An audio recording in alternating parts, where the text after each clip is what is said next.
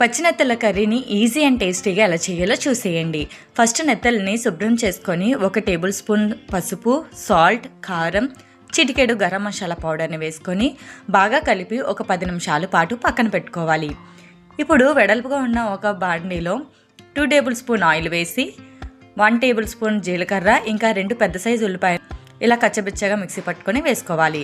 1 table spoon అల్లం వెల్లుల్లి paste, పచ్చిమిరపకాయలు, ఒక టమాటాని చిన్న ముక్కలుగా కట్ చేసుకొని వేసుకోవాలి. వీటన్నిటిని పచ్చివాసన పోయేంత వరకు వేపుకున్న తర్వాత నానబెట్టిన పచ్చినత్తలను కూడా వేసుకొని రుచికి సరిపడేంత కారం, ఉప్పు, ధనియాల పౌడర్ని వేసుకోవాలి. ఇలా గరిటతో కాకుండా జస్ట్ కుదిపి మూత పెట్టుకొని ఒక 5 నిమిషాల పాటు మగ్గించుకోండి. 2 కప్పుల నీళ్లు వేసుకొని ఈ ఇగురంతా దగ్గరికి బాగా వచ్చే వరకు ఉడికించుకోవాలి. చూసారు కదండి, ఇలా బాగా దగ్గరికి ఎగిరిన తర్వాత లాస్ట్గా కొత్తిమీరను జల్లుకుంటే టేస్టీగా ఇంకా హెల్తీగా నెత్తళ్ళ కర్రీ రెడీ. ప్లీజ్ నా ఛానల్ని సబ్స్క్రైబ్ చేసి లైక్ చేయండి.